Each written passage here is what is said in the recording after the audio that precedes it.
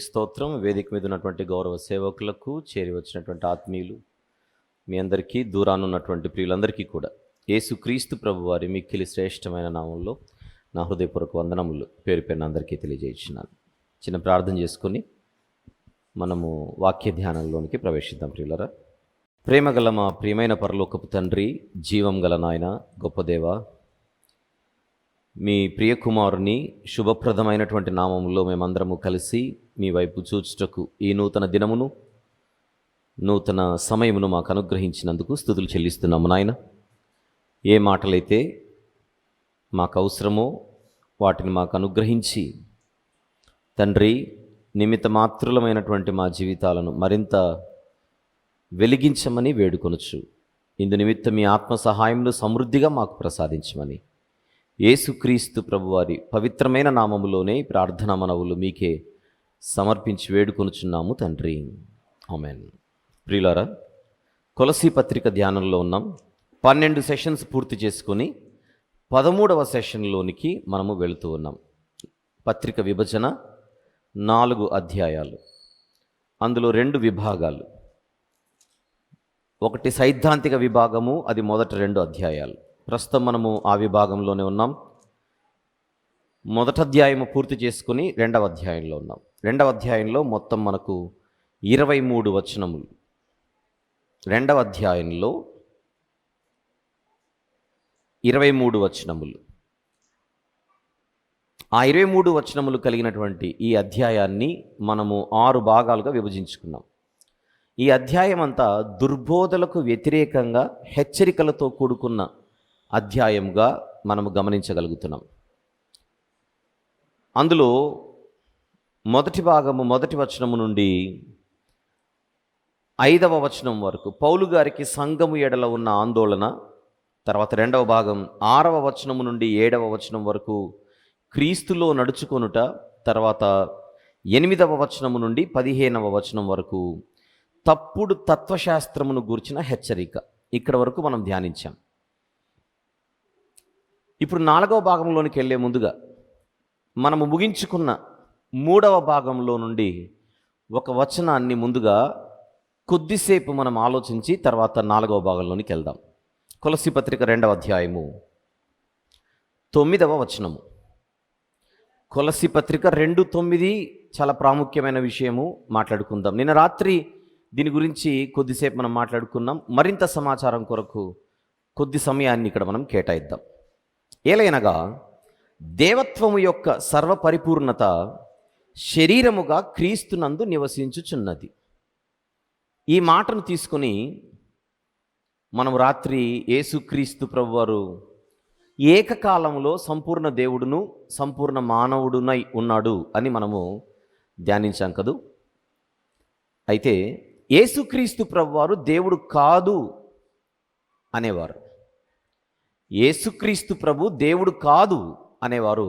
ఈ వచనాన్ని వాళ్ళు ఎలా వివరిస్తారో కూడా మీ ముందుకు నేను తీసుకొని రావాల్సిన బాధ్యత. వారు అనే మాట, యేసుక్రీస్తు ప్రభులో దేవత్వము లేదని ఎవడన్నాడు? దేవత్వము ఉంది కానీ దేవుడు కాదు. అది వాళ్ళ వర్షన్. మరొక్కసారి, ఒకవేళ మీరు ఆయన దేవుడే అని చెప్పడానికి ఈ వచనాన్ని చూపిస్తే రివర్స్లో వాళ్ళు అనే మాట, అక్కడ దేవుడు అని లేదుగా, దేవత్వము కలిగిన వాడు అనుంది. అంటే ఆయన దేవత్వము కలిగిన వాడే కానీ దేవుడు కాదు. ఉదాహరణకు వాళ్ళు చెప్పే మాట, ఉదాహరణకు మీలో నాలో కూడా దైవిక లక్షణాలు ఉంటాయి, అంతో ఇంతో. అప్పుడు మనలో కూడా ఆ దైవిక స్వభావం ఉన్నట్టేగా. అంటే మనలో కూడా దైవత్వం ఉన్నట్టే. కాకపోతే మనకంటే ఎక్కువ స్థాయిలో ఎవరిలో ఉన్నాయి? యేసుక్రీస్తు ప్రభులో ఉన్నాయి. అందుచేత అక్కడ ఆయన లక్షణాల గురించి అది చెబుతున్నారే కానీ అది దైవిక స్వభావం గురించే కానీ ఆయన దేవుడని కాదు అనే ఒక పరిస్థితిని, వివరణను ఈ సదరు బృందం వివరిస్తూ ఉంటుంది. ఇది ఎంతవరకు వాక్యానుసారమైనటువంటి వ్యాఖ్యానం, ఇది ఎంతవరకు వాక్యానుసారమైనటువంటి వివరణ అన్నది మనము కొద్దిసేపు ఆలోచించేద్దాం. ఈరోజు మీరు నేను మనందరం భక్తులము అని అనుకుందాం. భక్తులమే. మనలను భక్తులు అని ఎందుకు అంటున్నారు? మనము భక్తులు అనే పేరు మనకెందుకుంది? మనలో భక్తి ఉంది గనుక. భక్తి ఉన్నవాడు భక్తుడు అవుతాడు. ఒక వచనాన్ని చూద్దాం బైబిల్లో. యోహాను సువార్త 9వ అధ్యాయం. యోహాను సువార్త 9వ అధ్యాయం 31వ వచనం ఒకసారి చూద్దాం. 31వ వచనం. దేవుడు పాపుల మనవి ఆలకింపడని ఎరుగుదుము. 9:31. దేవుడు పాపుల మనవి ఆలకింపడని ఎరుగుదుము. నెక్స్ట్, ఎవడైనను దేవ భక్తుడై ఉండి ఆయన చిత్తము చొప్పున జరిగించిన ఎడల ఆయన వాని మనవి ఆలకించును. నేను చెబుతున్న పదాలను ఒకసారి అండర్లైన్ చేయండి మీరు. 1 దేవుడు, 2 దేవభక్తుడు. యోహాను సువార్త 9:31లో మనకు 2 పదాలు కనబడుతున్నాయి. 1 దేవుడు, మరొకటి దేవభక్తుడు. ఎక్స్క్యూజ్ మీ, వీళ్ళిద్దరూ ఒకటేనా అని అడుగుతున్నా. దేవుడు, దేవభక్తుడు ఇద్దరు ఒకటేనా, వేరువేరా? వేరువేరు. దేవుడు అంటే పూజ్యనీయుడు. దేవుడు అంటే ఆరాధనకు పాత్రుడు, పూజ్యనీయుడు, స్తోత్రార్హుడు, స్తుతికి పాత్రుడు, ఇంక ఇవన్నీ వచ్చేస్తాయి. దేవభక్తుడు పూజించేవాడు. అంతేనా? రైట్. ఇక్కడ దేవుడు అని కనబడుతోంది 31, దేవభక్తుడు అని కూడా కనబడుతోంది. దేవుడు వేరు, దేవభక్తుడు వేరు. ఒకసారి స్క్రీన్ మీద దీనిని మూల భాషలో ఒకసారి ఫస్ట్ ఇంగ్లీష్లోనే చూద్దాం. అక్కడ చూడండి. God, godly person. గాడ్ వేరు, గాడ్లీ పర్సన్ వేరు. ఉందా స్క్రీన్ మీద ఇంగ్లీష్లో? We know that God does not listen to sinners. He listens to the godly person who does his will. ఎవరైనా ఇంగ్లీష్ బైబిల్ వాడుతుంటే గాడ్ని అండర్లైన్ చేయండి, గాడ్లీ పర్సన్ని అండర్లైన్ చేయండి. గాడ్ అంటే దేవుడు, గాడ్లీ పర్సన్ అంటే దేవభక్తుడు. రెడీనా? ఒక్కసారి స్క్రీన్ మీద మూల భాషలో ఈ రెండింటికి ఉన్న పదాలను చూపిస్తారు, చూద్దాం. అక్కడ చూద్దాం ఒకసారి. గాడ్, గాడ్ అన్నదానికి థియాస్, థియాస్ అనుంది. Very good. ఇప్పుడు కింద గాడ్లీ పర్సన్కి ఏముందో చూద్దాం. థియోసెబేస్ అనుంది. మీకు అవి కనబడకపోయినా నంబర్లు చూడండి. 2318 అనే నంబర్ చూడండి కాసేపు.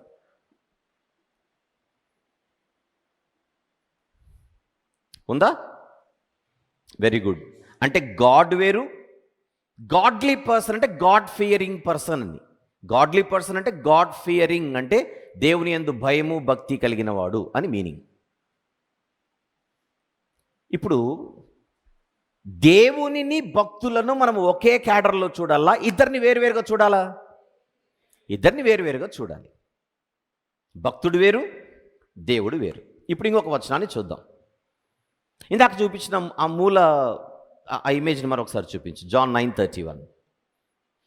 ఈ నంబర్లు గుర్తుపెట్టుకుందాం. అంటే నంబర్లు అయితే అందరు చదువుతారు కదా అని చూపిస్తున్నాను. పైన 2316 గాడ్కి జూమ్ చేయి. 2316. ఇక్కడ 2318. ఆ నంబర్స్ గుర్తుపెట్టుకోండి కాసేపు. Very good. ఇప్పుడు ఇంకొకటి చూద్దాం. పేతురు గారు వ్రాసిన 2వ పత్రిక 2వ అధ్యాయం 9వ వచనము చూద్దాం. పేతురు గారి 2వ పత్రిక 2:9. పేతురు గారు వ్రాసిన 2వ పత్రిక 2వ అధ్యాయము 9వ వచనం, భక్తులను శోధనలో నుండి తప్పించుటకు అని కనబడుతోంది. ఎవరి గురించి మాట్లాడుతున్నాడు ఇక్కడ? భక్తులు. అఫ్ కోర్స్ కిందికి వెళ్తే ప్రభువు గురించి ఉంటుంది. ఆ పదం చూడండి అని చెబుతున్నా. భక్తులు. ఇంగ్లీష్లో ఏముంది అక్కడ? The godly. మధ్యలో ఉంటుంది చూడండి. If this is so then the lord knows how to rescue the godly. భక్తులు. భక్తులు వేరు, ప్రభువు వేరు. భక్తులు వేరు, దేవుడు వేరు. ఆ డిఫరెన్స్ని మనం చూద్దాం. ఇప్పుడు పేతురు గారు వ్రాసిన 2వ పత్రిక 2:9 మూల భాషలో ఏముందో చూద్దాం. అది చూడండి, జూమ్ చేయి. ద డివౌట్ అంటే భక్తుడు, భక్తులు, భక్తులు. పైన నంబర్ 2152. 2152. ఆ నంబర్లు గుర్తుపెట్టుకోండి. రైట్. ఇప్పుడు ఇంకొక వచనాన్ని చూద్దాం. తిమోతి గారికి వ్రాసిన మొదటి పత్రిక 6వ అధ్యాయం. తిమోతి గారికి వ్రాసిన మొదటి పత్రిక 6వ అధ్యాయం 6వ వచనము చూద్దాం. 6వ వచనము చూద్దాం. సంతుష్టి సహితమైన దైవభక్తి గొప్ప లాభ సాధనమై ఉన్నది. దేని గురించి? భక్తి. ఇంగ్లీష్లో ఏమన్నాడు? గాడ్లీనెస్. ఇంగ్లీష్లో ఏమన్నాడు? గాడ్లీనెస్. భక్తి, గాడ్లీనెస్. భక్తుడు ఎందుకు భక్తుడు?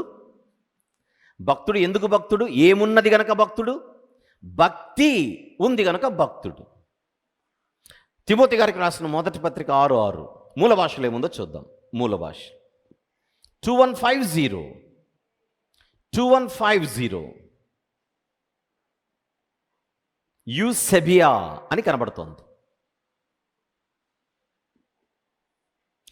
నాకు ఇప్పుడు ఓన్లీ డిక్షనరీస్ మాత్రమే ఇప్పుడు ఏవైతే గాడ్లీనెస్ కొరకు మనం చూసామో, not for God. Okay, godliness చూపించి.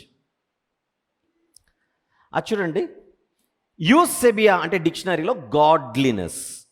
ఇంకా కిందికి వస్తే హోలీనెస్, గాడ్లీనెస్, హోలీనెస్. అంటే ఈ పదం ఎవరికి వాడబడుతోంది? భక్తులకు వాడబడుతోంది, భక్తికి వాడబడుతోంది. మరొకటి చూపించు. రైట్, ఇది చూడండి. థియోసెబేస్ దేవభక్తుడు. థియోసెబేస్ దేవభక్తుడు. అక్కడేముంది? Worshipper of God, God fearing, God fearing. Right. ఇప్పుడు మనకు ఒక క్లారిటీ వచ్చింది. ఓహో, భక్తుడిలో ఉండేది భక్తి, అందుకే భక్తుడు. దాన్ని గాడ్లీనెస్ అన్నాడు. భక్తి, గాడ్లీనెస్. భక్తుడు గాడ్లీ పర్సన్. అది గుర్తుపెట్టుకోండి చాలు. భక్తి, గాడ్లీనెస్. భక్తుడు గాడ్ ఫియరింగ్, గాడ్లీ. రైట్. ఇప్పుడు ఈ అర్థాన్ని తీసుకొని దేనికి అప్లై చేస్తున్నారు? కొలస్సీ పత్రిక 2:9కి అప్లై చేసి వద్దాం అక్కడికి. కొలస్సీ పత్రిక 2:9కి అప్లై చేసి, ఏలైనగా దేవత్వము యొక్క సర్వపరిపూర్ణత శరీరముగా క్రీస్తునందు నివసించుచున్నది. భక్తి అంటేనే భక్తి అంటేనే దైవ లక్షణాలు ఉంటేనే భక్తి అని అంటాం. అంటే ఒక మాటలో చెబితే గాడ్లీనెస్ అనేటువంటి మీనింగ్ని తీసుకొని వచ్చి కొలస్సీ 2:9కి అప్లై చేస్తున్నారు. అందుకే నేను ఇంగ్లీష్లో నొక్కాను. మీరు దైవత్వం అన్నా, భక్తి అన్నా, మీరు ఏదన్నా కూడా భావాన్ని ఏం తీసుకొని వచ్చి అప్లై చేస్తున్నారు కొలస్సీ 2:9కి వీళ్ళు? గాడ్లీనెస్ అనేది. నాలో కూడా కొంచెము దైవిక లక్షణాలు ఉంటాయి, మీలో కూడా కొంచెం దైవిక లక్షణాలు ఉంటాయి. అంటే కొంచెం మనము దైవ స్వభావము మనం చూపిస్తుంటాం అక్కడక్కడ. కాకపోతే యేసుక్రీస్తు ప్రభు మనకంటే ఎక్కువగా కలిగినటువంటి వాడు అనేది వీళ్ళు ఆయనను చూపించే ప్రజెంటేషన్. ఈ వివరణను మనం వాక్యం దగ్గర తీసుకొని వచ్చాము, అది నిజమా అని. ఒకసారి ఇప్పుడు కొలస్సీ 2:9 తెలుగులోను ఇంగ్లీష్లోను ముందుగా చూద్దాం ఆన్ ద స్క్రీన్. ఎలయనగా దేవత్వము యొక్క సర్వపరిపూర్ణత శరీరముగా క్రీస్తునందు నివసించుచున్నది. దానికి ఇంగ్లీష్లో, for in Christ all the fullness of the deity lives in bodily form అనుంది. డెయిటీ అనుందే, గాడ్లీనెస్ లేదే, డెయిటీ.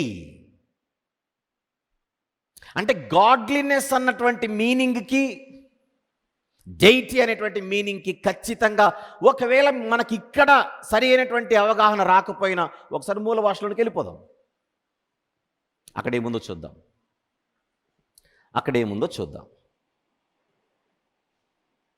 అక్కడ చూడండి 2320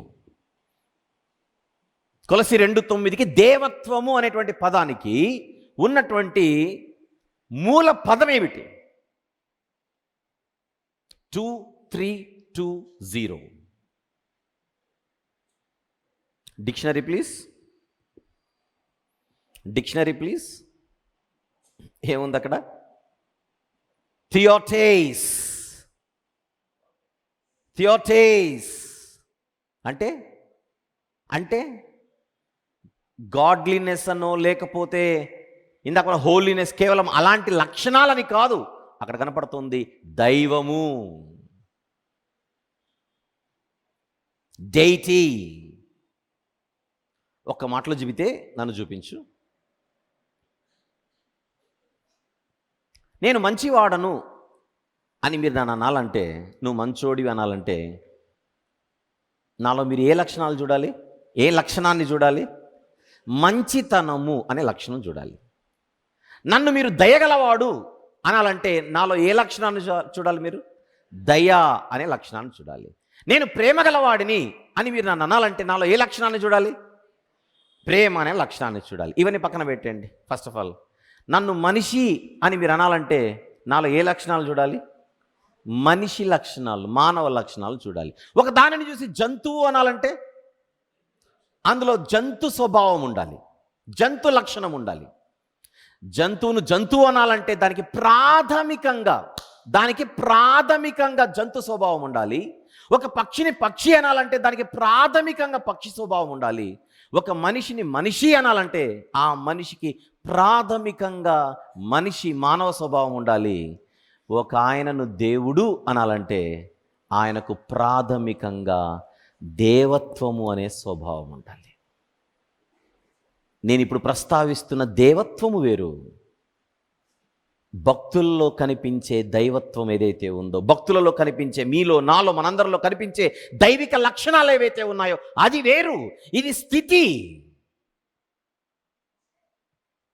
నన్ను మీరెందుకు మనిషిగా గుర్తిస్తున్నారు? మిమ్మల్ని నేనెందుకు మనిషిగా గుర్తిస్తున్నాను? మనకు ప్రాథమికంగా మానవ సహజ స్థితి ఉంది కనుక, నా సహజ స్థితిని బట్టి నేను మనిషిని, మనము మనుషులము. ఒక జంతువు యొక్క సహజ స్థితిని బట్టి అది జంతువు, ఒక పక్షి యొక్క సహజ స్థితిని బట్టి అది పక్షి. యేసుక్రీస్తు ప్రభు తన సహజ స్థితిని బట్టి కౌన్ హే? దేవుడు. అది చెబుతున్నాడు ఇక్కడ. దేవత్వము యొక్క సర్వపరిపూర్ణత అంటే ఆయనకు మంచి దైవ లక్షణాలు ఉన్నాయండి, మంచోడండి, మనకంటే ఎక్కువ మంచోడండి, మనకంటే బాగా మంచోడండి అని కథలు చెప్పడం కాదు. ఎంతమందికి అర్థమైంది? ఆయన సహజ స్థితి గురించి మాట్లాడుచున్నాడు అక్కడ. ఓన్లీ కొన్ని లక్షణాలు ఉన్నాయి అని కాదు. ఆయనలో కొన్ని లక్షణాలు ఉన్నాయి అని అంటే అసలు పౌలు గారు ఈ పత్రిక రాసేవాడే కాదు. ఆల్రెడీ నేను చెప్పడం ఏముంది? కొలసీ సంఘంలోనికి వచ్చిన బోధనే అది. కొలసీ సంఘములోనికి వచ్చిన బోధనే అది. ఆయన సంపూర్ణుడు కాదు, సంపూర్ణుడైన ఒక దేవుని నుండి కొంత లక్షణాలను తాను అక్కడ నుంచి ఉద్భవించడం వలన పొందుకున్నవాడు. సంపూర్ణ దైవ స్వభావము కలిగిన వాడు కాడు అనే బోధ మీరు చెప్పడం ఏముంది? కొలసీ సంఘంలోనికి వచ్చిన దుర్బోధనే అది.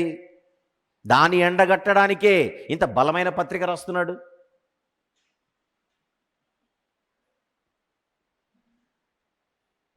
Very important. అంటే ఇరికించాలన్నమాట. ఏదో ఒకటి చేసి ఆయన దేవుడు కాదని చెప్పాలి, ఏదో ఒకటి చేసి ఆయన దేవుడు కాదని చెప్పాలి, ఏదో ఒకటి చేసి దేవుడు కాదని చెప్పాలి. ఈ ప్రయత్నమే. తెలుగులో సామెత, అరచేతితో సూర్యుడిని ఎవ్వడు ఆపలేడు. వీరి అజ్ఞానముతో ఆయన సంపూర్ణతను, ఆయన నిత్యత్వమును, ఆయన దైవత్వమును ఎప్పటికీ మీరు అడ్డుకోలేరు. ఎందుకు మనం ఇంత ధైర్యంగా నిలబడుతున్నాం? ఎంతోమంది మనకు వ్యతిరేకులున్నా, వారి వ్యతిరేక స్వరాలను రోజు వినిపిస్తున్నా మనం ఎందుకు ఇంత ధైర్యంగా ఉన్నామంటే, అరచేతితో సూర్యుడిని ఆపలేమనేది ఎంత నిజమో అంతకంటే పెద్ద నిజం యేసుక్రీస్తు ప్రభు యొక్క సంపూర్ణతను, దైవత్వమును, నిత్యత్వమును ఎవ్వడు ఆపలేడన్నది. అది అది దాన్ని మనం గుర్తించాలి.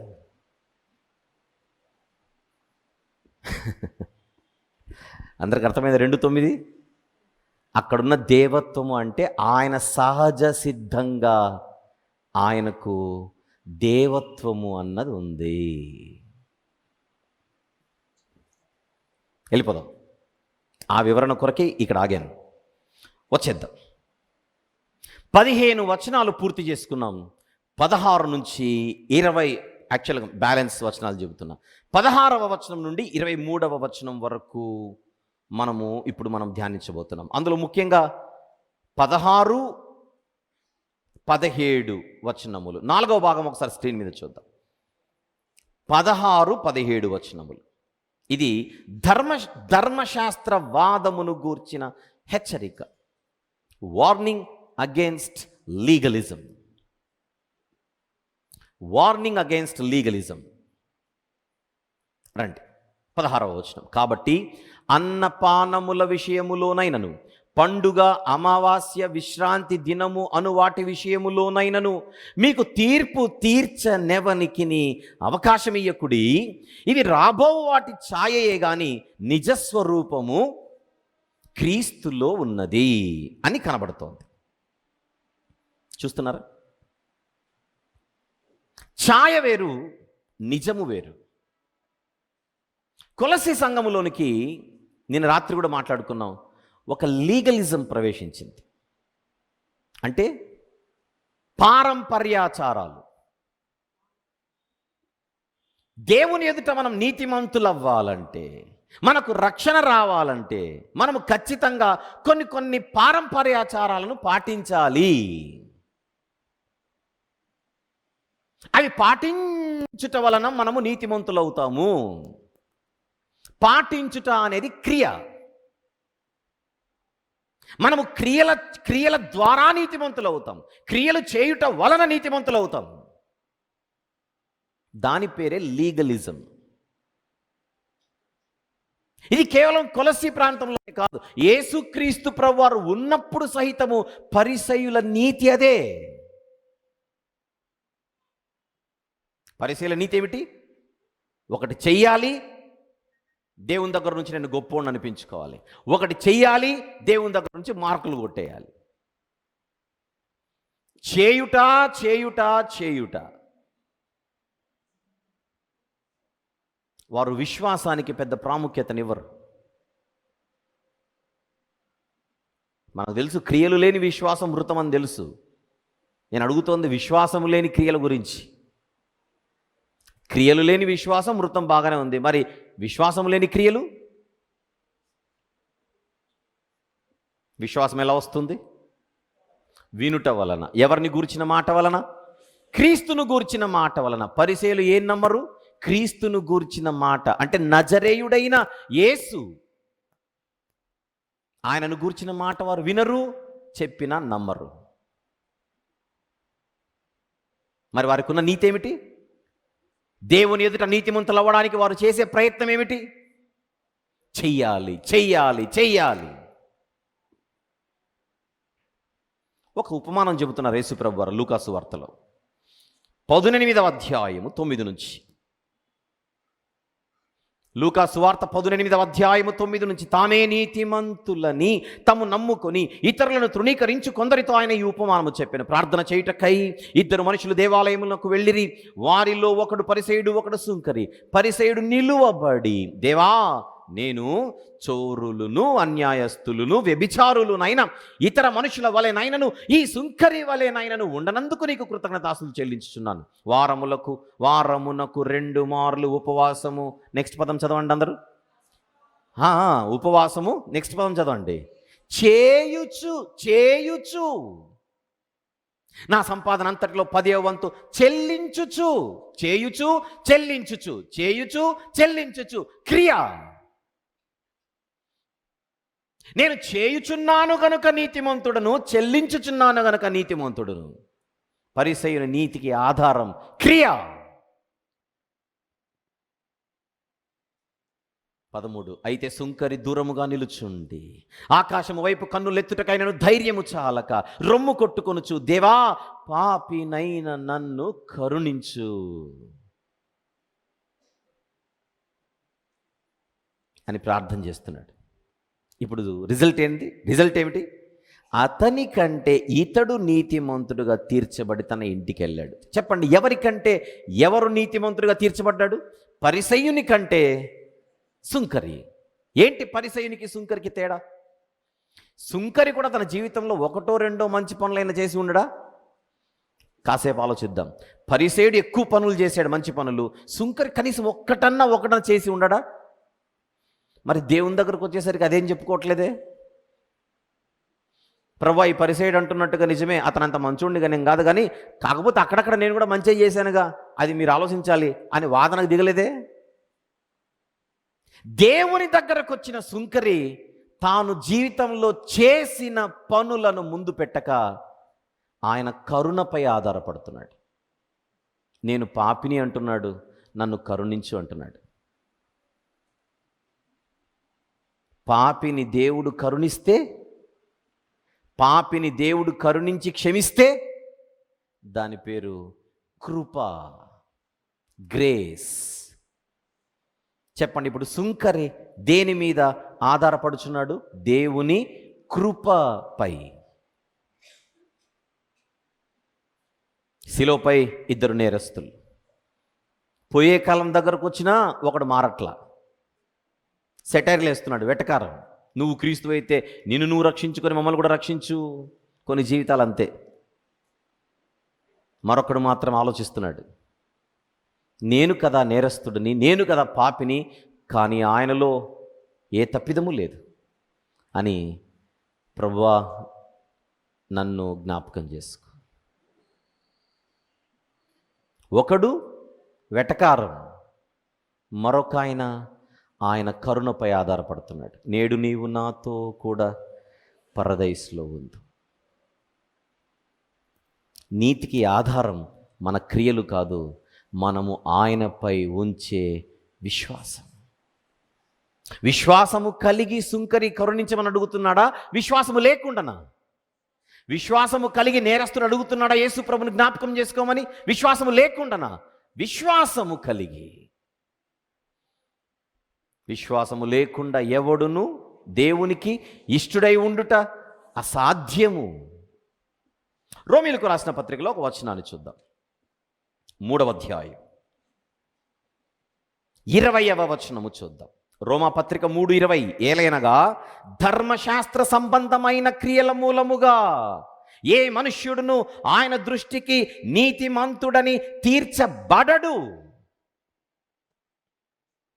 ఏలైనగా ధర్మశాస్త్ర సంబంధమైన క్రియల మూలముగా ఏ మనుష్యుడును ఆయన దృష్టికి నీతిమంతుడని తీర్చబడడు.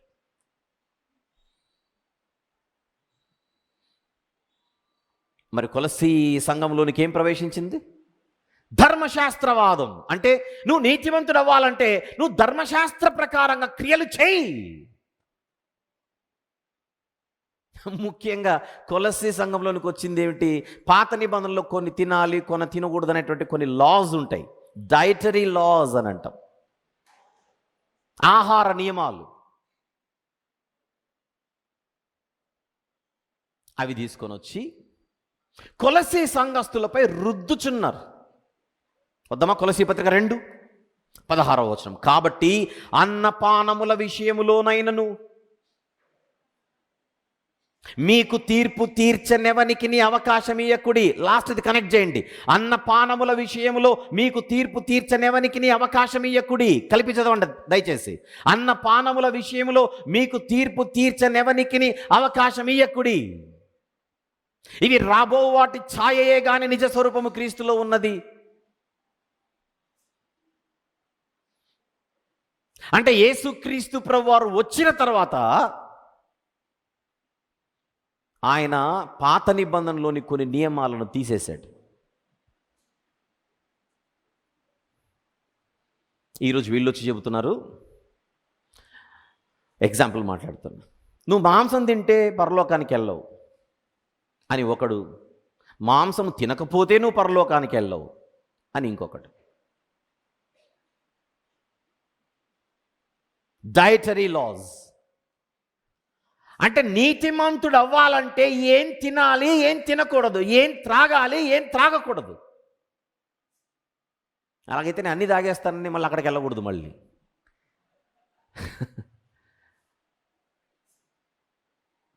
ఆహారము కాని దాని కొరకు మనం ఏం చేయకూడదు, రూకలు ఇవ్వకూడదు. అంటే దేవుడు మనము తినుటకు ఆహారముగా ఇచ్చినది వెజిటేరియన్ అయినా నాన్ వెజిటేరియన్ అయినా మనకు స్వేచ్ఛ ఉంది, స్వతంత్రం ఉంది. నువ్వు చికెన్ తింటేనే పరలోకానికి వెళ్తావు, రుద్దకు. నువ్వు చికెన్ తినకపోతేనే పరలోకానికి వెళ్తావు, అది రుద్దకు. ఈ రెండు విపరీతవాదాలే. ఆహారమును బట్టి, పానీయమును బట్టి,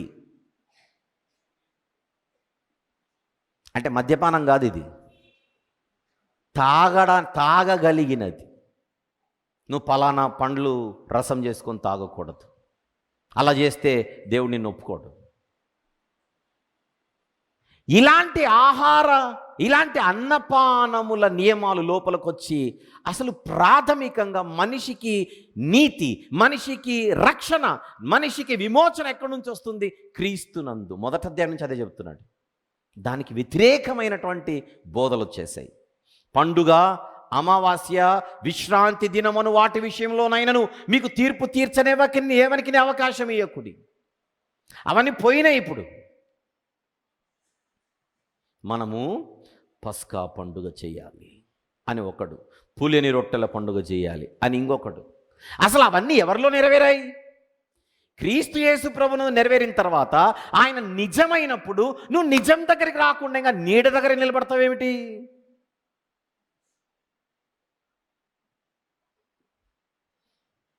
ఇప్పుడు మీ కళ్ళ ముందు స్క్రీన్ మీద నేను కనపడుతున్నాను, నేరుగా నేను కనపడుతున్నాను.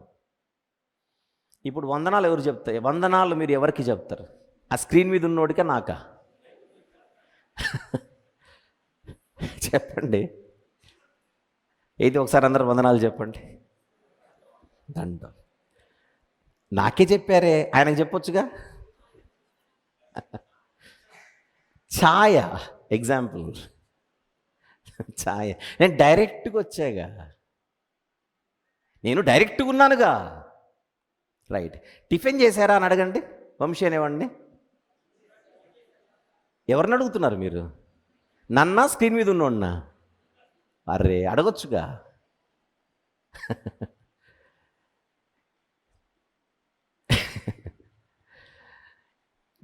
మీకు పిక్చర్ అర్థమైందా? వీళ్ళు చేసేది అదే.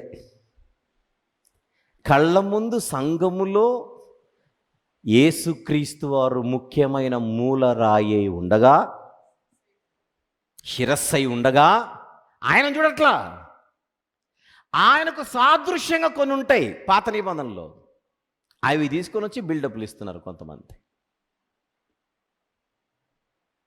యేసు వైపు చూచుట తగ్గిపోతుంది.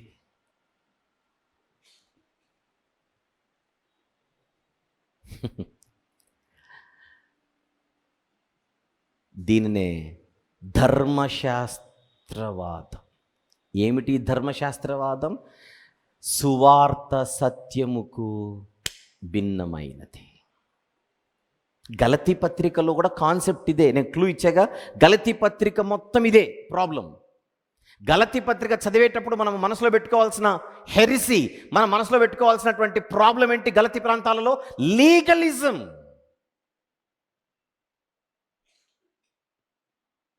కానీ కొలసీ పత్రికలో లీగలిజం ఒకటే కాదు, ఇంకా చాలా అతుక్కుపోయి అన్ని అలా అటాచ్ అయిపోయి మిశ్రమం అయిపోయింది. దుర్బోధల మిశ్రమం. అందుకే చెప్తున్నాడు, ఇవి రాబోవు వాటి ఛాయే గాని నిజ స్వరూపము క్రీస్తులో ఉన్నది గనుక మీకు తీర్పు తీర్చనెవనికిని అవకాశం ఇయ్యకుడి.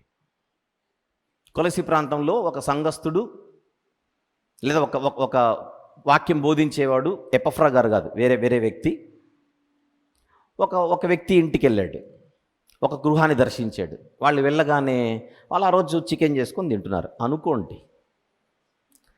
వెళ్ళి, చికెన్ తింటున్నావా? నీకు అసలు పరలోకం వెళ్ళాలనుందా? మనమేంటి, మన స్థితి ఏంటి?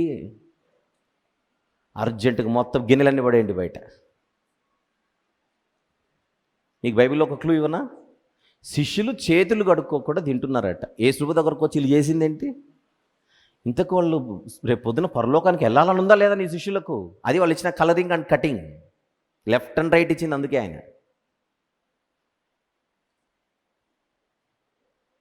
పరిశుభ్రతకు సంబంధించిన ఉంటాయి, దానిని పరిశుద్ధతకు ఆపాదిస్తున్నారు.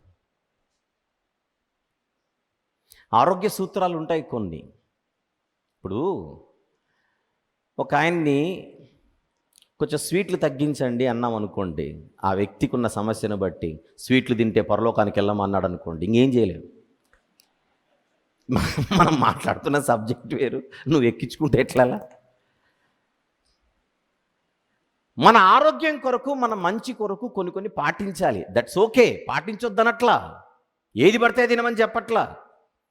ఆరోగ్యాన్ని బాగా చూసుకోవాలి, కానీ అవి తీసుకొని వచ్చి దేనికి రుద్దకూడదు? నీతికి పరలోకానికి, రక్షణకు, విమోచనకు రుద్దేసి. That is legalism.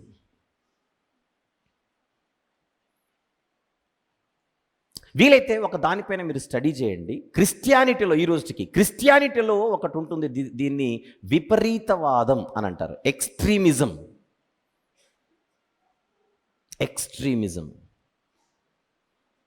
దాన్ని ఇప్పుడు ఎందుకు నొక్కట్లేదంటే, అది ఇంకా వేరే సమస్యలకు వెళ్ళిపోతుంది. ఇప్పుడు వద్దు, ఈ పత్రికలోకి వెళ్ళాలి కదా అని మీరు స్టడీ చేయమంటున్నా. క్రైస్తవ్యంలో ఉండే విపరీతవాదం ఏమిటి? విపరీతవాద ఆచారాలు ఏమిటి?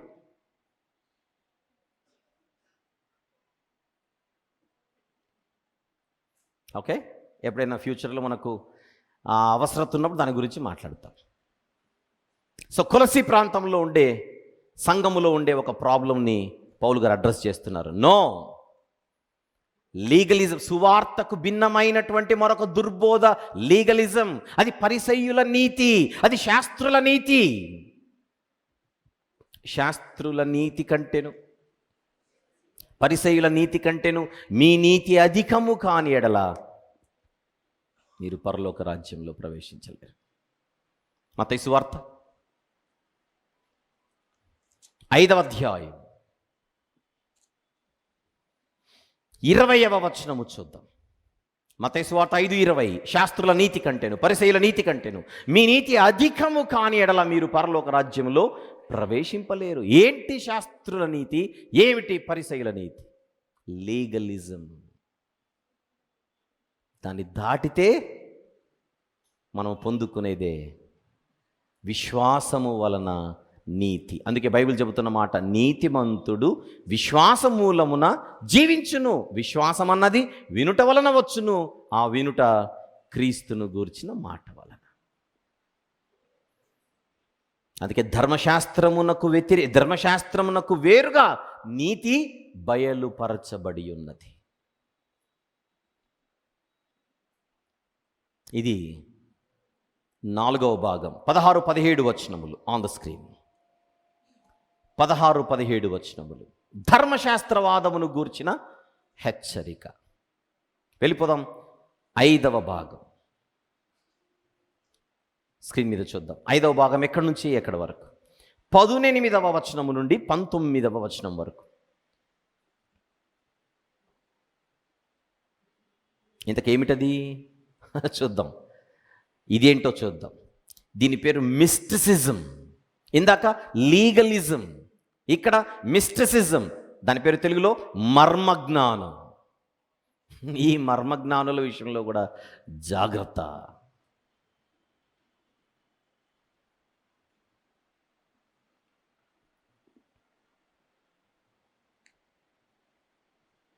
ఓకే,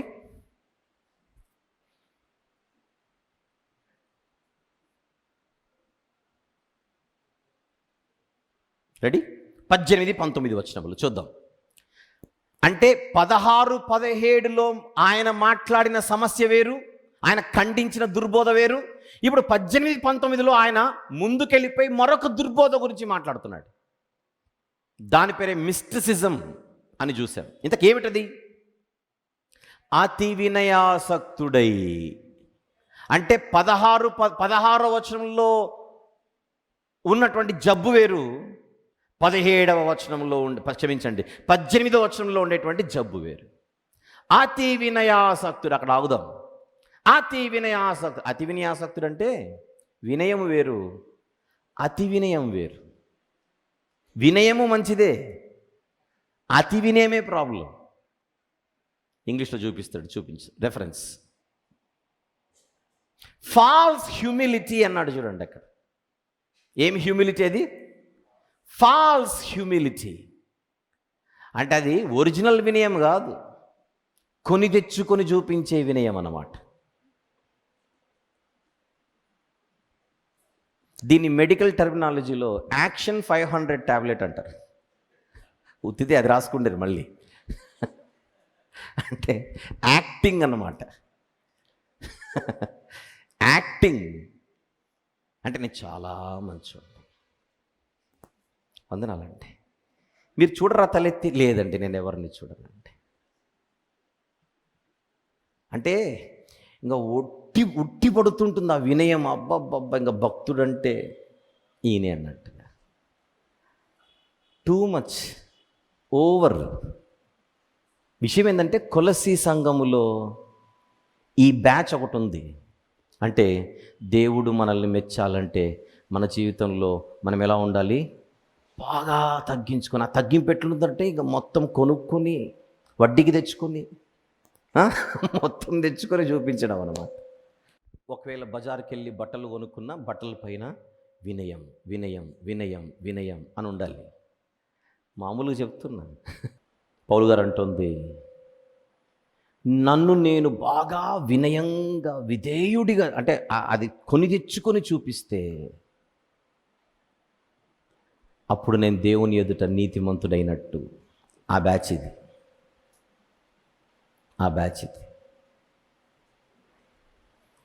మీరు నమ్మరు, ఈ రోజుకి ప్రపంచంలో, ఆధునిక ప్రపంచంలో కొన్ని సంఘాలలో రూల్స్ ఏంటో చెప్పనా? పురుషులు షేవింగ్ చేసుకోకూడదు. రూల్ అది. షేవింగ్ చేసుకుంటే అది క్రైస్తవులకు తగదు. నువ్వు క్రైస్తవుడవి ఉండి షేవింగ్ చేసుకుంటావా అంటారు. అమెరికాలో ఒక ప్రాంతం ఉంది. ఆ ప్రాంతంలో ఒక గుంపు ఉంది.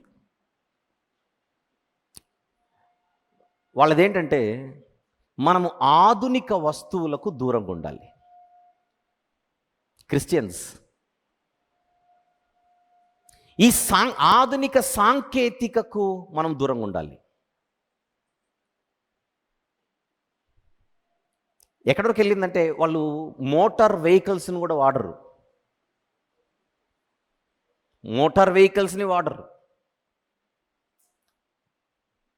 ఇంకా కొన్ని చోట్లయితే ఎలక్ట్రిసిటీని కూడా వాళ్ళు దూరం పెడతారు. కొన్ని చోట్ల అంటే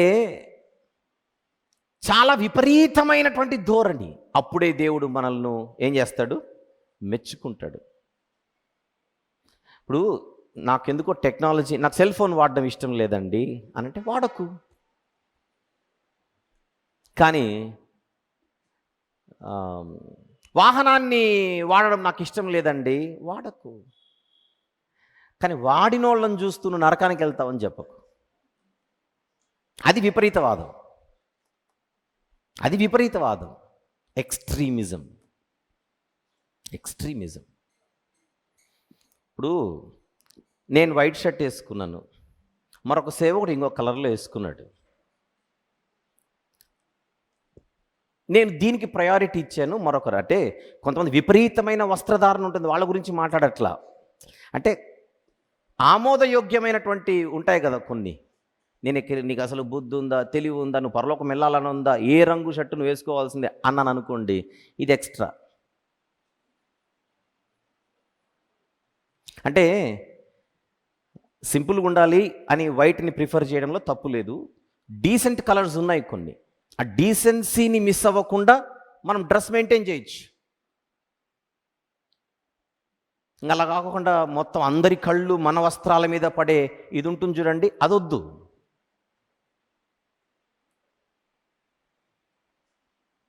ఆ రంగులో నువ్వు వస్త్రం ఉంది కనుక నువ్వు కష్టమే పరలోకానికి వెళ్ళడం అన్నాడు అనుకోండి, ఇది ఎక్స్ట్రా విపరీతవాదం. అతి అన్నాడు, ఇక్కడ ఏమన్నాడు? అతి వద్దు. అతి వినయాసక్తుడై దేవదూత ఆరాధన యందు ఇచ్చ కలిగి. ఏమిటి దేవదూత ఆరాధన? మొదటి అధ్యాయం నుంచి వింటున్నారు, ఇప్పటికీ మీకు అర్థమైపోవాలి. ఆ అసలు దేవునికి మానవులకు మధ్య ఇయాన్స్ లాంటి వారు కొన్ని పాత్రలు పోషిస్తుంటారు. మనం వారిని కూడా పూజించాలి, ఎందుకంటే వాళ్ళు మనకు ఆ లోకానికి చెందిన వాళ్ళుగా, ఒక బ్యాచ్ అన్నమాట. మాకు ఆధ్యాత్మిక ప్రపంచముతో, ఆత్మీయ ప్రపంచంతో మాకు ఒక కనెక్షన్ ఉంది అని చెప్పుకునేవారు. దేవదూత ఆరాధన యందు ఇచ్చ కలిగి అంటే దేవునినే కాదు, ఆయన నుండి ఉద్భవించినటువంటి వాళ్ళు ఎవరైతే ఉన్నారో ఇయాన్స్, వారిని కూడా మనము సేవిస్తూ ఉండాలి అని బోధించే ఒక వర్గం. అంటే కొలసి సంఘం ఎంత కలుషితమైపోయిందో పాపం. కొంతమంది బలంగా నిలబడ్డారు, 2వ అధ్యాయము 5వ వచనం ప్రకారంగా కొంతమంది బలంగా నిలబడ్డారు యుద్ధ సన్నద్ధులై. కానీ అందరు అలాగ లేరు. ఒక్కొక్కరు ఒక్కొక్క రోగాన్ని ఎక్కించుకున్నారు, ఒక్కొక్కరిలో ఒక్కొక్క వైరస్ ఎక్కింది. అదే కొలాషన్ హెరసీ. దేవదూత ఆరాధన యందు ఇచ్చ కలిగి తాను చూచిన వాటిని గూర్చి గొప్పగా చెప్పుకొనుచు. చూచిన వాటిని అంటే ఫుట్ నోట్లు, చూచిన వాటిని అంటే ఫుట్ నోట్లు, చూడని వాటి. ఇంతకు చూసినట్ట చూడనట్ట అని అడిగితే చూడకున్నా చూసినట్టు ఫీల్ అవ్వడం. అయితే ఈ బ్యాచ్ చూడకున్నా చూసినట్టు ఫీల్ అవ్వడం, తాను చూడని వాటిని చూసినట్టుగా చెప్పుకునేవారు. వాళ్ళు ఏం చేస్తున్నారట? తాను చూచిన వాటిని గురించి గొప్పగా చెప్పుకొనుచు. డంబాలు. యాక్చువల్లీ ఏం చూడలేదు, చూసినట్టు ఫీలింగ్, భ్రమ.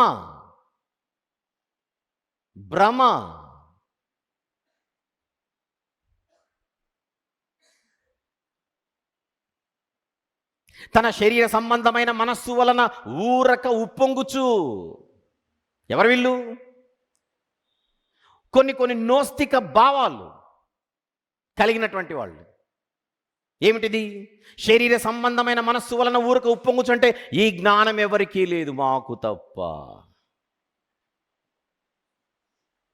ఈ జ్ఞానం ఎవరికీ లేదు, మాకే మాకే మాకే మాకే మేమే. అది ఉప్పొంగడం. అది ఉప్పొంగడం.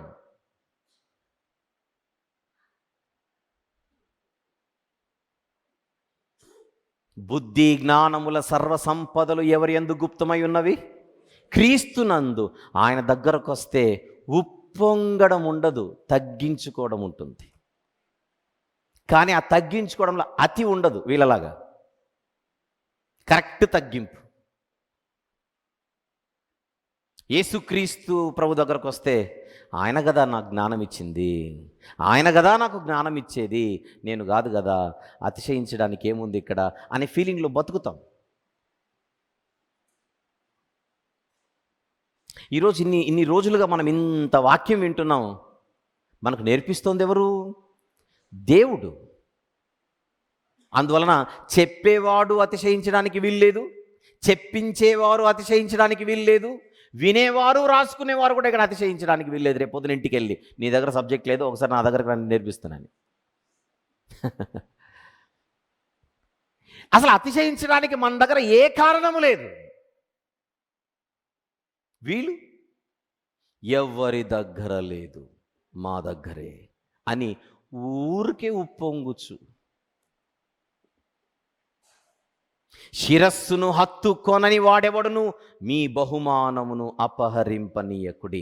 ఎవరబ్బా ఈ శిరస్సు? సంగమునకు శిరస్సు క్రీస్తు యేసు ప్రభు. ఆయనను హత్తుకోవాలి. ఆయనను హత్తుకోకపోతే నీకు బహుమానము లేదు. ఇంతకేమిటి బహుమానం? ఏమిటి బహుమానం? రేపు పొద్దున మనం పరలోకానికి వెళ్తే మహిమ, కిరీటం ఇవన్నీ ఉంటాయి. ప్రతి వానికి వాని క్రియల చొప్పున ఏమిస్తాడు? ఆయన జీతం ఇస్తాడు, అది వేరు. కానీ విమోచన కొరకు నువ్వు దేని మీదైతే ఆధారపడుచున్నావు అది కీలకమైంది.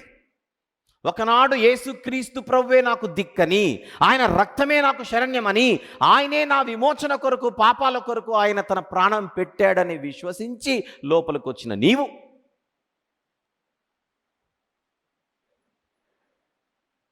ఆయన సంపూర్ణ దేవుడు అని నమ్మి లోపలికి వచ్చిన నీవు, ఈరోజు ఆయన సంపూర్ణుడు కాదు, అసంపూర్ణుడు, సగం మాత్రమే అంటే ఈ విశ్వాసం కరెక్టేనా?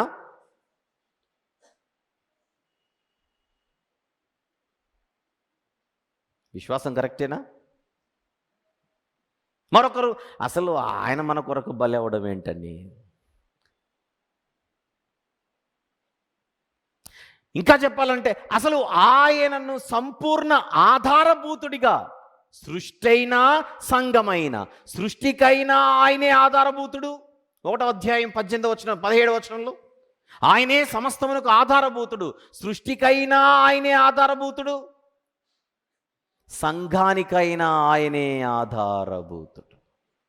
ఆయనను మనము సంపూర్ణ ఆధారభూతుడిగా హత్తుకోవాలి. నీ రోల్ ఒకరేమో 20%, ఒకరేమో 30%, ఒకరేమో 40%, ఒకరేమో 60%, ఒకరేమో 70%.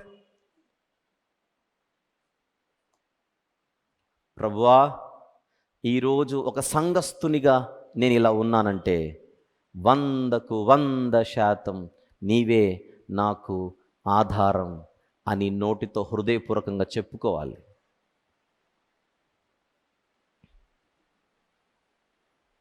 చెప్పరే?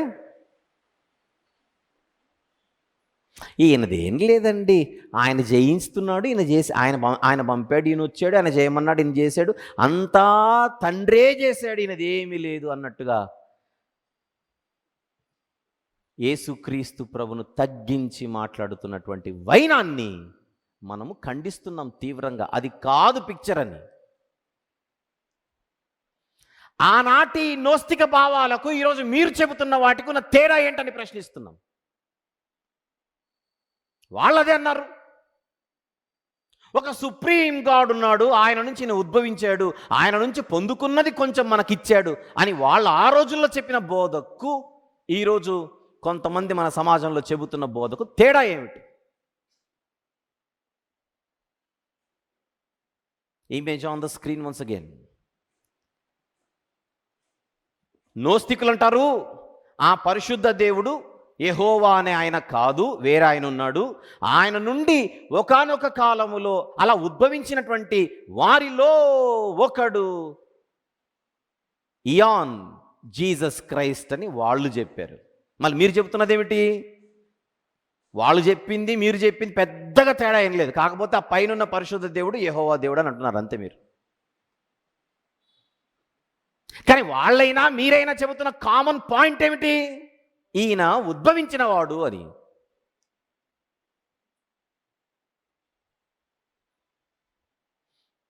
కొలస్సీ పత్రిక నిలబెట్టేస్తోంది ఈ ఈ ఈ ఈ దుర్బోధను నిలబెట్టేస్తోంది. How dare you say that అని, how dare you say that.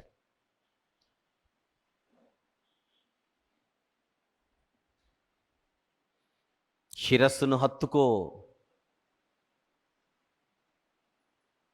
శిరస్సే మూలం, ఆయనే శిరస్సు, ఆయనే పునాది, ఆయనే మూలరాయి. ఈ పదాలు ఏం చెబుతున్నాయి? శిరస్సు అనే పదం ఏం చెబుతోంది? మూలరాయి అనే పదం ఏం చెబుతోంది? పునాది అని ఏం చెబుతోంది? పునాది అనేటువంటి మాట ఏం చెబుతోంది? పునాది లేకపోతే భవనము లేదు, శిరస్సు లేకపోతే శరీరము లేదు, మూలరాయి లేకపోతే కట్టడము లేదు.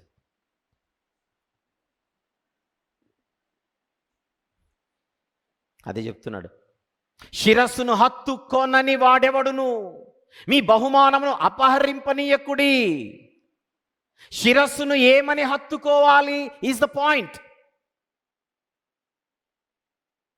శిరస్సును ఏమని హత్తుకోవాలి? మొదటి అధ్యాయం నుంచి ఆయన ఏం చెప్పుకుంటూ వస్తున్నాడో ఆ విషయాన్ని మనసులో ఉంచుకొని హత్తుకోవాలి. అలా హత్తుకోవాలి. ఏం చెప్తున్నాడు మొదటి నుంచి? సంపూర్ణుడు, సంపూర్ణత్వము, దైవత్వము, నిత్యత్వము. ఉన్నవాడా? ఉద్భవించినవాడా? ఉన్నవాడు. అలా హత్తుకోవాలి.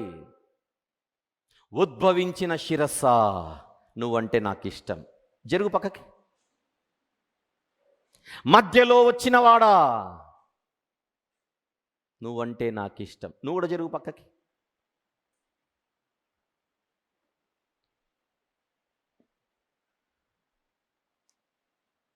పరలోకములో పుట్టినవాడా, నువ్వంటే నాకు ఇష్టం, నువ్వు కూడా జరుగు పక్కకి. మా ఉద్దేశ ప్రకారంగా కలుగజేయబడిన పరలోకంలో పుట్టినవాడు కాదు, కలుగజేయబడని మరొక నిత్య పరలోకం ఉందే, ఆ నిత్య పరలోకంలో పుట్టినవాడు, నువ్వు కూడా జరుగు పక్కకి. నువ్వు ఏం చెప్పినా నువ్వు చెబుతోంది మాత్రం ఒకటే, ఆయన మధ్యలో వచ్చాడని. అదే కదా నువ్వు చెప్పదు, అదే కదా నువ్వు చెబుతోంది, అదే కదా నువ్వు చెప్పదలుచుకుంది.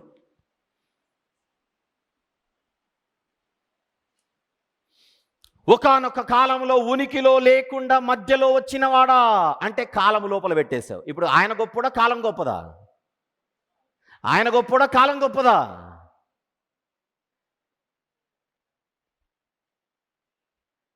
నిత్యత్వము అనేటువంటి కాలములో మధ్యలో వచ్చినవాడా, నువ్వంటే నాకు ఇష్టం. కొలస్సీ పత్రిక ఉంటుంది, ఏ ఊరు మంది? ఏ ఊరు సార్ మంది? మార్చుకో, ఈ బోధలు మానుకో,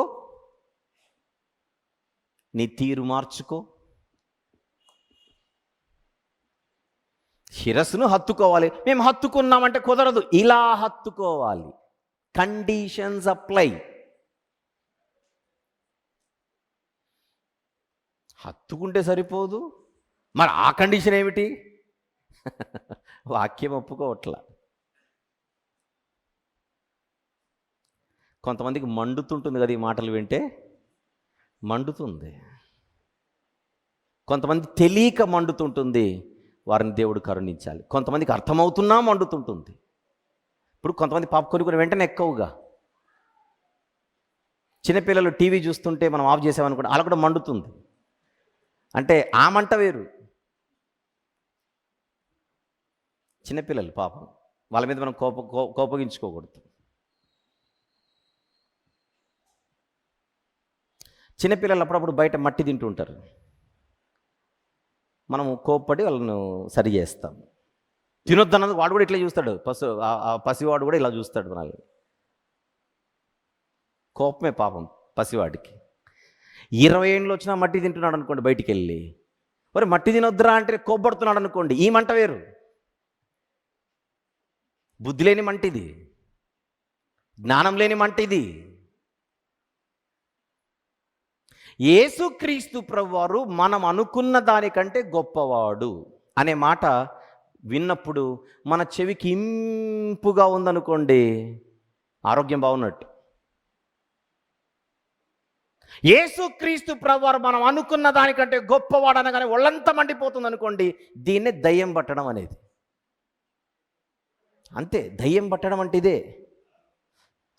ఇప్పుడు ఎందుకు అమ్మ ఇంత గొప్ప అంటున్నాడు ఏంటి యేసు, ఆ యేసుక్రీస్తు ఆయన ఇంత గొప్ప అని చెబుతున్నాడు ఏంటి, ఇంత గొప్ప అని చెబుతున్నాడు ఆయన అంత కాదుగా అని చెప్పాలిగా.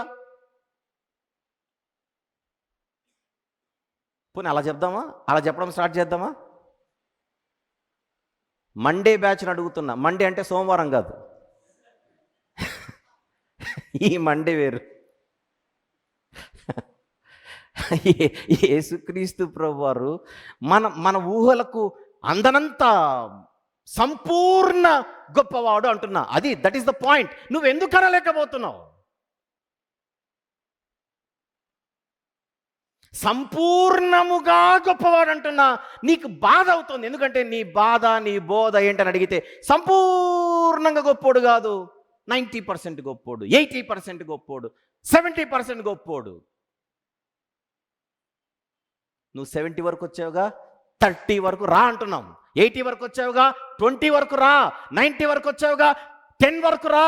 99 వరకు వచ్చావుగా, ఇంకొక 1% కూడా నువ్వు ఒప్పుకోవాల్సిందే. నీకు ఆప్షనే లేదు. ఇప్పుడు విషయం ఏంటంటే, యేసు ప్రభు 1% గొప్పోడు,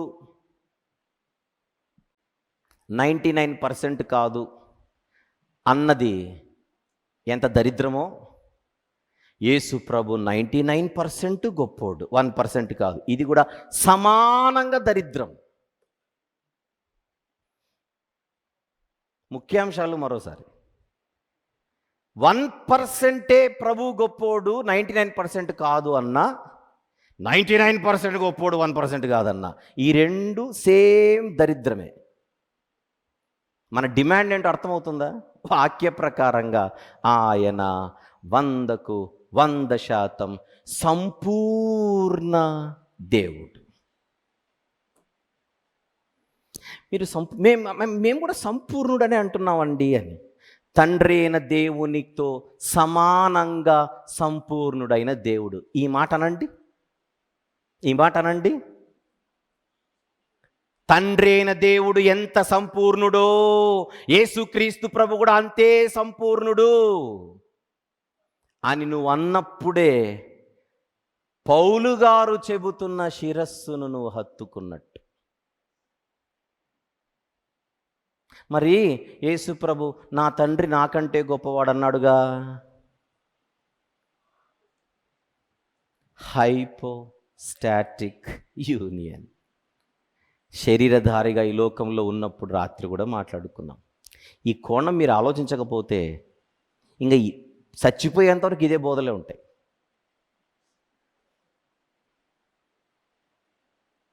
డివైడ్ చేయరా? సత్యవాక్యమును సరిగా ఏం చేయాలి? విభజించాలి. ఆయన ఆకలి గోనెను అనుందనుకోండి, వెంటనే తండ్రి అయిన దేవునికి ఎప్పుడైనా ఆకలైందా? యేసుప్రభుకి ఆకలైందిగా, అందుకే తండ్రి అయిన దేవుడు గొప్పోడు అంటావా? దేన్ని ఎలా చూడాలో తెలీదు. తనను తాను తగ్గించుకొని దేవునితో సమానుడిగా ఉండుట విడిచిపెట్టకూడని భాగ్యమని ఎంచుకొనలేదు, కానీ ఆకారమందు మనుషుడిగా కనబడి దాసుని స్వరూపము ధరించి మరణము పొందినంతగా, అనగా శిలువ మరణము పొందినంతగా రిక్తునిగా చేసుకొని తనను తాను తగ్గించుకుంటే, ఆయన తగ్గించుకుంటే అలా కనపడుతున్నాడే. భాష రాదు, తగ్గించుకుంటే కదా ఇలా కనపడింది. అది ఎవరో తగ్గిస్తే కాదు కదా, తనను తాను తగ్గించుకున్నాడు కదా.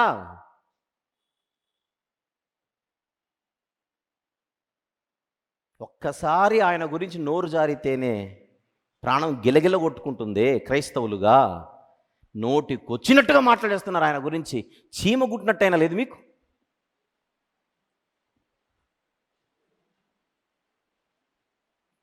విషయం చెప్పనా? ఇంకొక 100 ఏళ్ళు మనందరం బతికి ఇంకొక 5 నిమిషాల్లో చచ్చిపోతాం అనేటప్పుడు, మనకు విషయం తెలిస్తే చచ్చిపోతామని, అప్పుడు కూడా బాధపడాలి. నేను నా యేసు ప్రభు గురించి చెప్పాల్సినంతగా నేను చెప్పలేకపోయానని. అది ఆయన. అదే ఆయన. ఎప్పటికీ చెప్పలేం. ఆయన గొప్పతనాన్ని చెప్పలేం, ఆయన తగ్గింపును చెప్పలేం. ఈరోజు ఆయనను శిరస్సుగా ఈ భావాలతో మనం హత్తుకోగలుగుతున్నామా?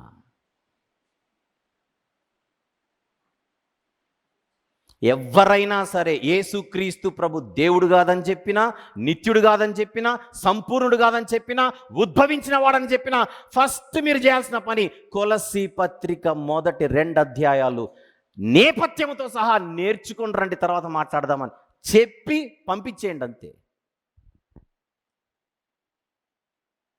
ఏ మాటలు ఎక్కువ అవసరం లేదు. వాళ్ళ మాట అనగానే మీకు అర్థమైపోవాలి. మీకు ఇన్ని వింటున్నారు కనుక మీకు అర్థమైపోవాలి వీళ్ళకి బేసిక్స్ లేవని, ఆయనను గురించిన ప్రాథమిక విషయాలు లేవని.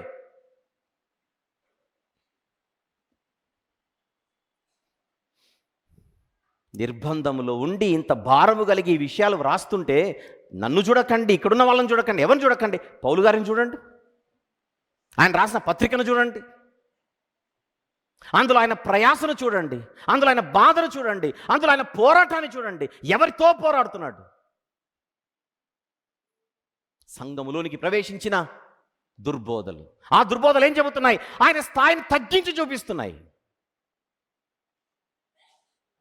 కొలస్సీ పత్రిక మనం ఊహ తెలిసినప్పుడు చదువుతున్నాం, ఈ విషయాలు మనకు అర్థం కాలేదు. ఇప్పుడు దేవుడు నేర్పిస్తున్నాడుగా.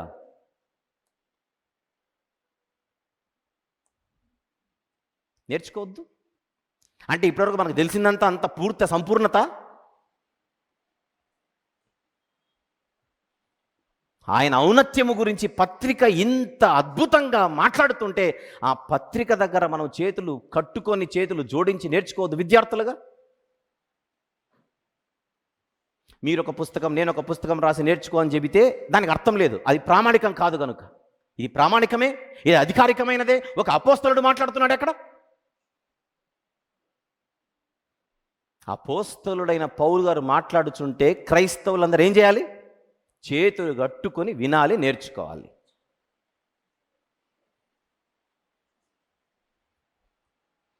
అపోస్తలునికున్న అధికారం ఏంటో అర్థం కాకపోతే ఎలా?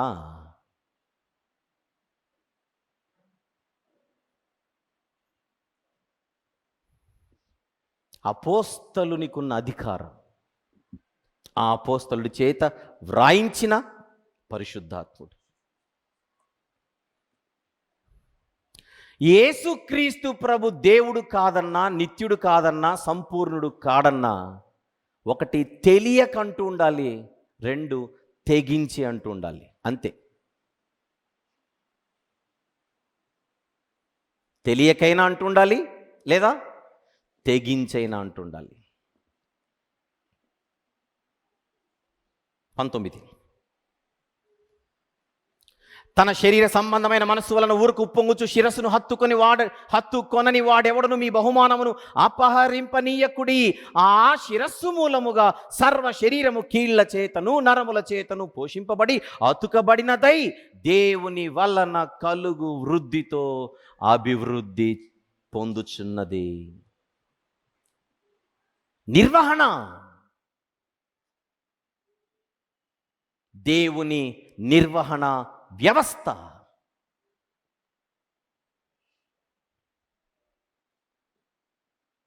ఆ నిర్వహణలో తండ్రి పని తండ్రిది, కుమారుని పని కుమారునిది, పరిశుద్ధాత్మని పని పరిశుద్ధాత్మనిది. పనిని బట్టి, పాత్రను బట్టి ఒక ఆయన తక్కువ, ఒక ఆయన ఎక్కువ అని అంటావా?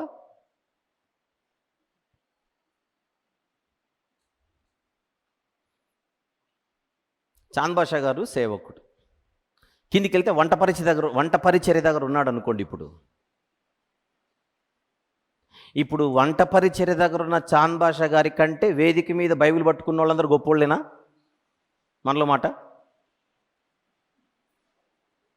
ఆలోచించండి. మరొక సేవకుడు గేట్ దగ్గర ఉన్నాడు అనుకోండి, పనిని బట్టి ఆయన అందరికంటే తక్కువ. మరొక సేవకుడు కుర్చీలు వేస్తున్నాడు అనుకోండి, పనిని బట్టి స్టేజ్ మీదున్న వానికంటే అక్కడ పని చేస్తున్నవాడు తక్కువ. అందరం కలిసి మీటింగ్ పెట్టుకోవాలనుకున్నాం, ఒక్కొక్కరు ఒక్కొక్క పాత్రల్లో ఉన్నాం. ఆ పాత్రలను బట్టి, పనులను బట్టి ఎక్కువ తక్కువ అనే సర్టిఫికెట్లు ఇచ్చేద్దామా? ఇక్కడ జరుగుతుంది అదే. తండ్రి కుమార పరిశుద్ధాత్మల మధ్య ఉన్నటువంటి వ్యత్యాసం ఫంక్షనల్ డిఫరెన్స్, క్రియాత్మక వ్యత్యాసం.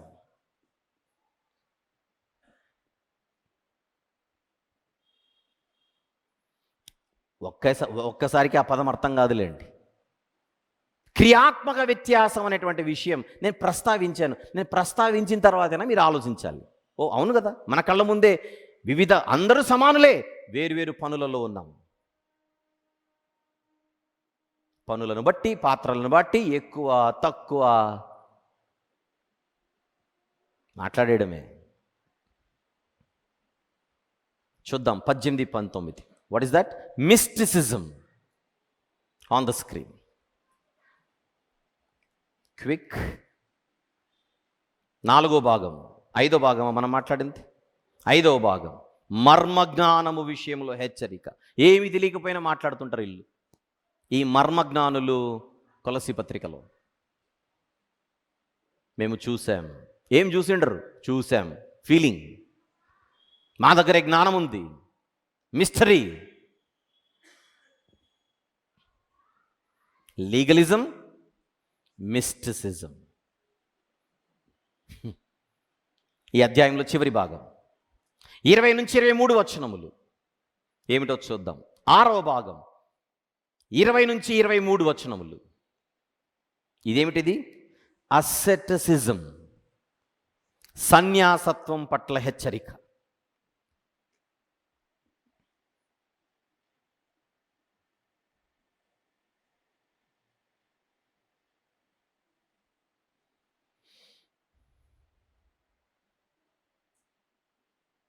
All right, let's begin. 20-23. మీరు క్రీస్తుతో కూడా లోకము యొక్క మూల పాఠముల విషయమై మృతి పొందిన వారైతే. లోకము యొక్క మూల పాఠములు, ఇది ఎప్పుడైనా విన్నామా ఈ పత్రికలో? లోకము యొక్క మూల పాఠములు అనే ప్రస్తావన వచ్చిందా?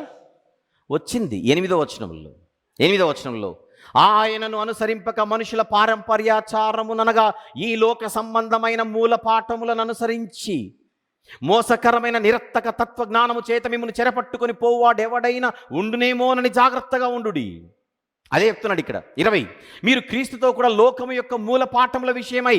అక్కడ లోక సంబంధమైన అన్నాడు, ఇక్కడ లోకము యొక్క మూల పాఠములు అంటున్నాడు. రైట్.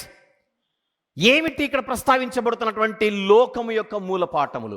స్పెసిఫిక్గా, నిర్దిష్టంగా ఇక్కడ చెప్పబడుతున్నటువంటి మూల పాఠములు ఏమిటవి అని చూస్తే, లోకంలో బ్రతుకుచున్నట్టుగా మనుష్యుల ఆజ్ఞలను పద్ధతులను అనుసరించి. దేవుని ఆజ్ఞలు కాదు, మనుష్యుల ఆజ్ఞలు. దేవుని ఆజ్ఞలు కాదు, మనుష్యుల ఆజ్ఞలు. ఏమిటవి? చేత పట్టుకొనవద్దు, రుచి చూడవద్దు, ముట్టవద్దు అను విధులకు మీరు లోబడనేలా అవన్నీ వాడుకొనుట చేత నశించిపోను. అంటే ఇదే కొలస్సీ సంఘములో తయారైన మరొక బ్యాచ్ ఏమిటి? మనం వాటిని టచ్ చేయకూడదు, వాటిని రుచి చూడకూడదు, వాటిని ముట్టుకోకూడదు. ఎక్స్క్యూజ్ మీ, బైబిల్ కొన్నిటికి దూరంగా ఉండమనింది, వాటి గురించి కాదు. ఇన్ జనరల్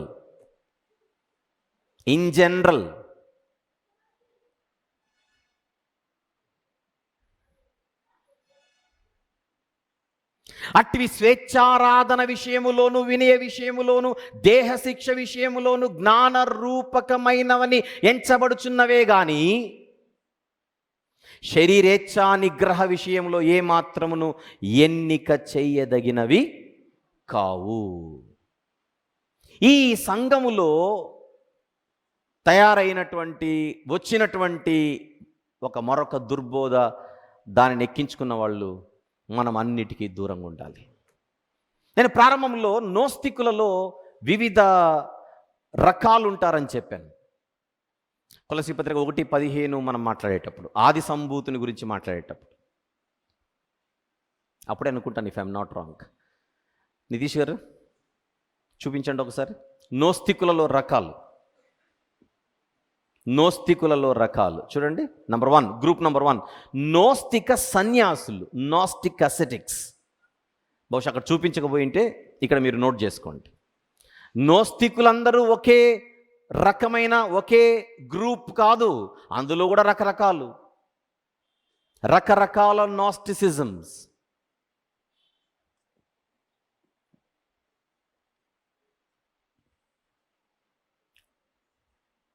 అంటే ఒక మాటలో మనం అన్ని సుఖ సంతోషాలకు దూరంగా ఉండాలి.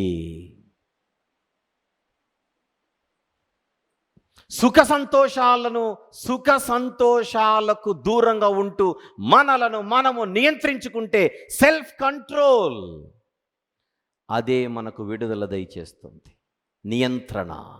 అందుకే ఈ శరీరాన్ని ఏం చేయాలి? మనం నలుగగొట్టుకోవాలి. దేహశిక్ష. ఏంటది? దేహశిక్ష. నోస్తికులలో ఒక బ్యాచ్ అది.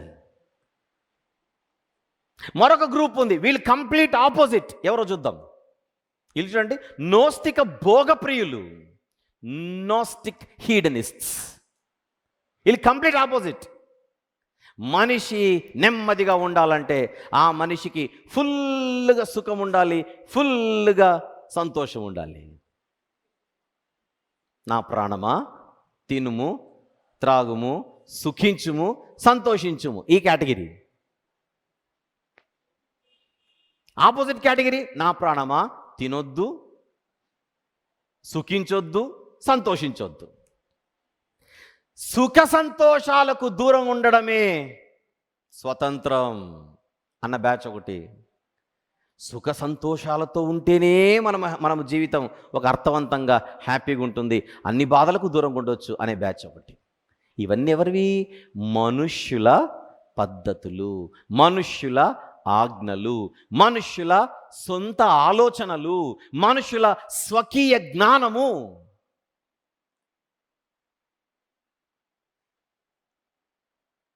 అసలైన జ్ఞానము తెలియాలంటే మీరు రావలసింది శిరస్సు నొద్దకు, క్రీస్తు యేసు ప్రభువు నొద్దకు.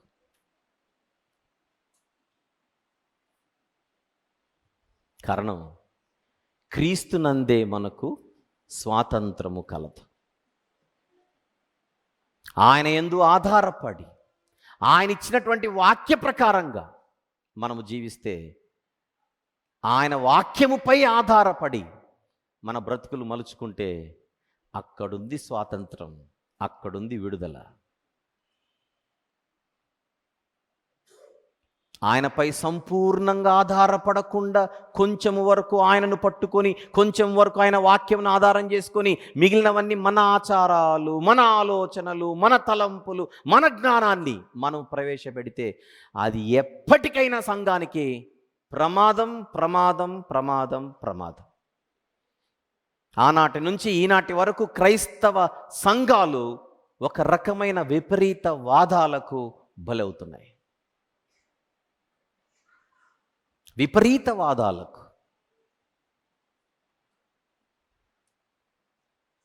గడ్డం పెంచితే పరలోకం లేదంటాడు ఒక ఆయన, గడ్డము తీస్తే పరలోకానికి వెళ్ళలేమంటాడు మరొక ఆయన.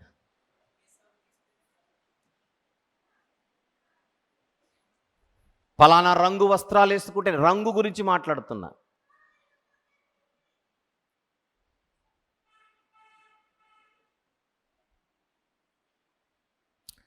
ప్రియమైన దేవుని వారలారా, ఈరోజు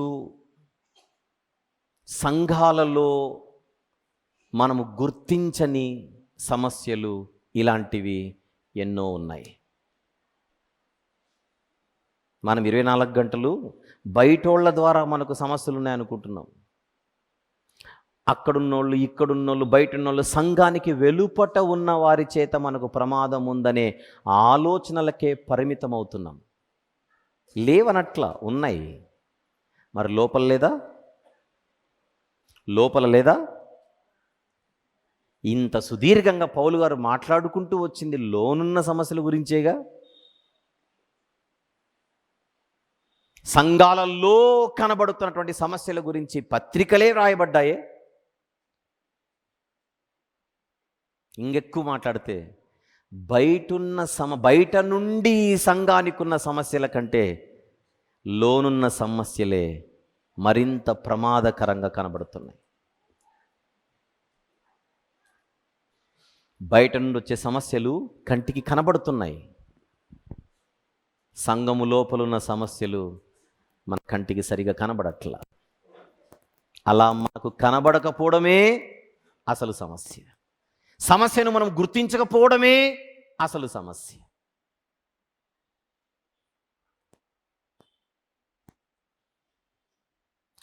ఒక సింగిల్ స్లైడ్లో ఈ ఇజమ్స్ అన్నిటి గురించి మనం గుర్తుపెట్టుకోవడానికి చూద్దాం.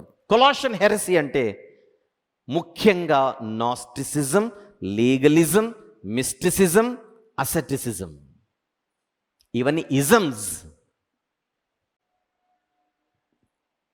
వాదాలుగా మారిపోయాయి, సిద్ధాంతాలుగా మారిపోయాయి.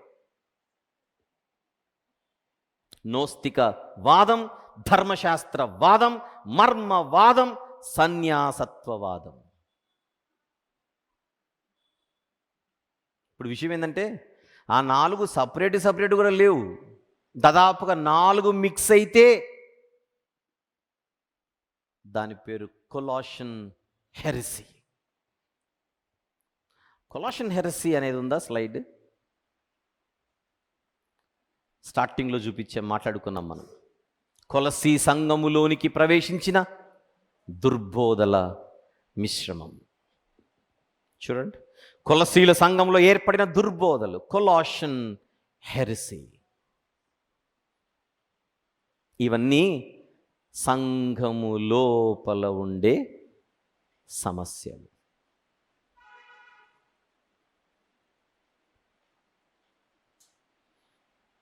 ఇక్కడితో మీకు కొలసీ పత్రికలోని 2వ అధ్యాయము సమాప్తం.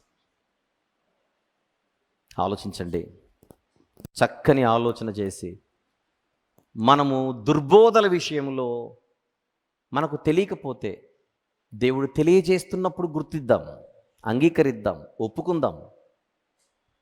ఇంతవరకు నేను దాన్ని గుర్తించలేదు, కరెక్టే, ఇప్పుడు దేవుడు గుర్తింపజేస్తున్నాడుగా, అప్పుడైనా అంగీకరించొద్దు. ఇది సమస్యనే నేను ఇంతకాలం అనుకోలేదు అని అనుకున్నామేమో, ఇప్పుడు దాన్ని దేవుడు సమస్యగా చూపిస్తున్నాడు. దాన్ని మనం స్వీకరించొద్దు, అది సమస్య అని అంగీకరించొద్దు.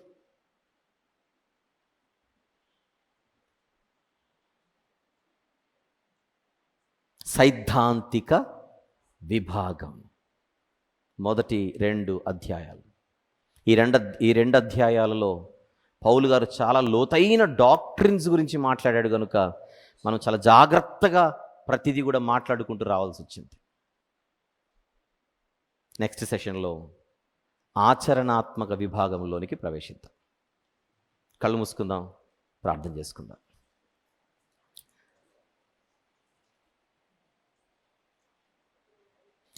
మహాగణుడైనటువంటి మా ప్రియ పరలోకపు తండ్రి, మీ కుమారుడే సంఘానికి శిరస్సై ఉండగా ఆ శిరస్సును మేము ఏమని ఆలోచిస్తున్నాం అన్నది కీలకమైన ప్రశ్న.